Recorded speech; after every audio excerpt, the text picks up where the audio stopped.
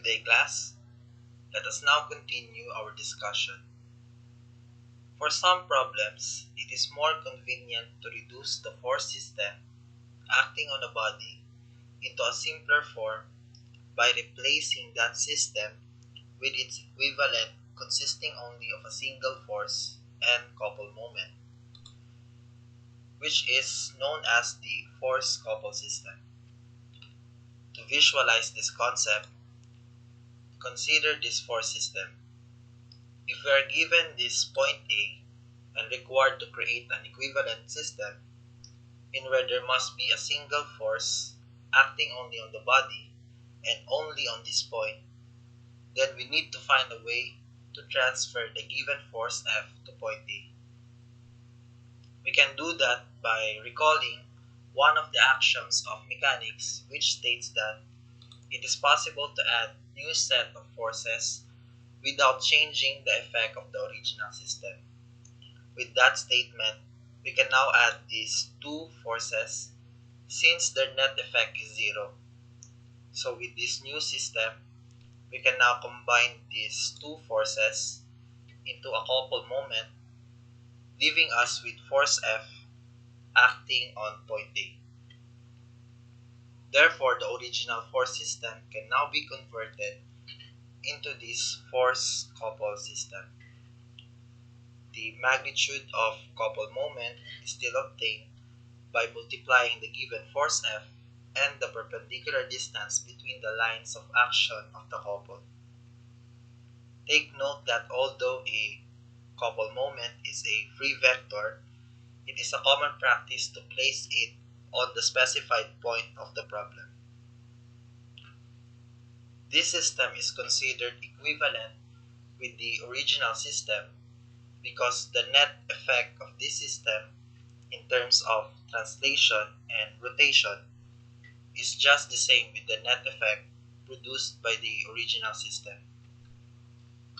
From this example, we can also consider force-couple system as a way to transfer a force from one point to another by adding a couple moment.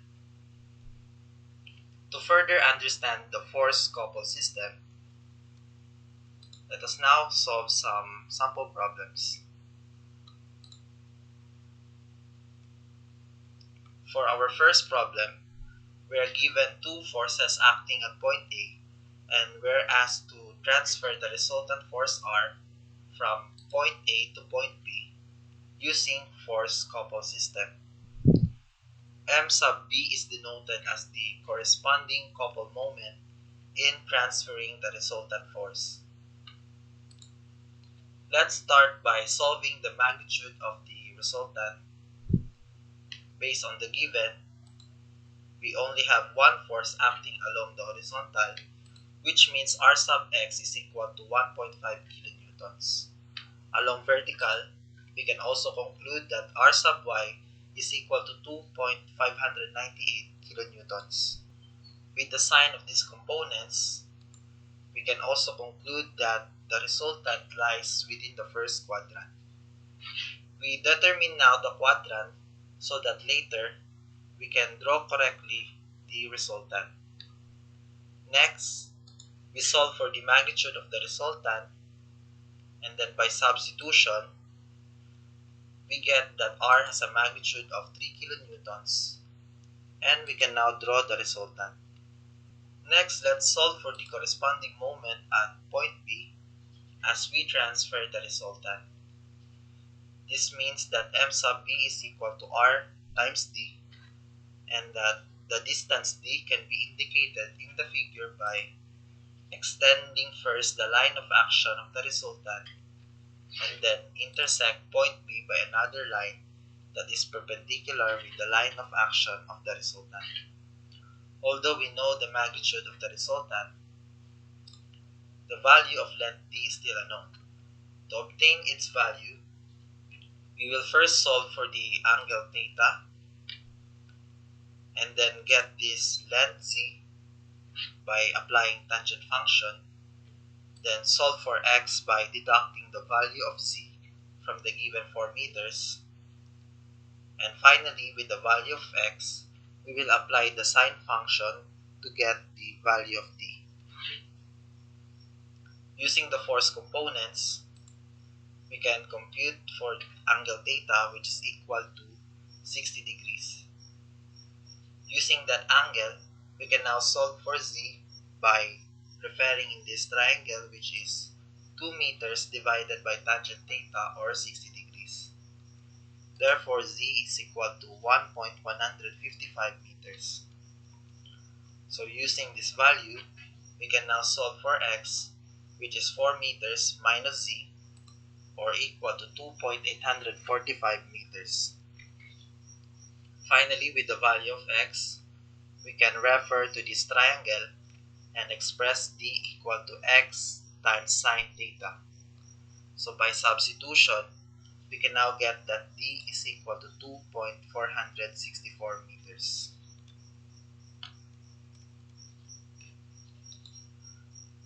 With the values of r and d, we can now compute the couple moment about point B due to the transfer of the resultant force, which is equal to 3 times 2.464, or equal to 7.392 kilonewton meter counterclockwise rotation.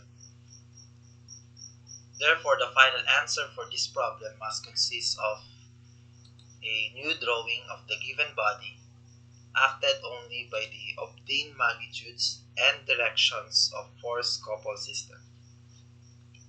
In our solution, we obtain the couple moment by getting the moment arm of the resultant force. There are problems in which that way of solution is practical. However, there is another form of solution for this problem in where you don't need to go through with so much application of trigonometry. That solution involves the Varignon's theorem. It states that the moment of the resultant of all the forces in a plane about any point is equal to the algebraic sum of moment of all the forces about the same point.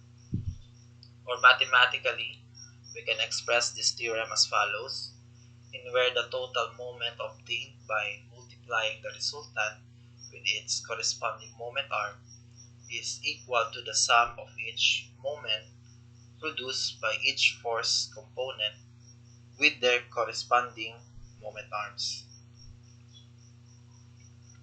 Using this theorem, you can solve for the total moment about a point without solving the moment arm of the resultant. This theorem allows you to focus on the sum of the moments due to each given force. Another application of this theorem is when the location of the resultant is required, you can solve for distance d to describe that position on the rigid body. So going back to this problem, we will apply Varignon's theorem to solve the required force couple system. Previously, we already solved the magnitude and inclination of the resultant. To get now the required couple moment about point B, we will directly add all the moments due to the given forces. So using Varignon's theorem, we can now write that moment about point B is equal to negative 1.5 newtons times 2 meters plus 2.598 newtons times 4 meters. This gives us the same result as before, and we can write and draw the same final answer for the required force couple system. Let's apply again Varignon's theorem for our next problem. Here we are given another rigid body with an existing force system. As shown in the figure, the force system consists of 5 vertical forces and 3 moments. We are then required to replace the entire force system by a single force. We let R as the resultant force, while D is the distance that we will use later to determine the location of the resultant force on the rigid body. To get the magnitude of the resultant force, we will just sum up all the vertical forces, and this will give us a value of negative 80 newtons. Partially, we can now draw the required single force system to replace the given system. We can now say that this new force system can create the same translational effect as of the previous force system. As of now, we don't know yet the exact location of the resultant force on the rigid body. To determine its location, let us set point A as our reference, and take note that you can actually set any point on the rigid body as your reference in locating the resultant force. Now that we have point A, we can represent the distance of the resultant force from that point by variable d. Next, to determine the value of d, we will use again point A as the moment center to sum up all the moments or apply the Varignon's theorem. This means that the total moment at point A due to our new force system must also equal to the total moment at point A due to the given forces and moments from the previous force system. In that way, we can assure that our new force system will create the same rotational tendency as of the previous force system.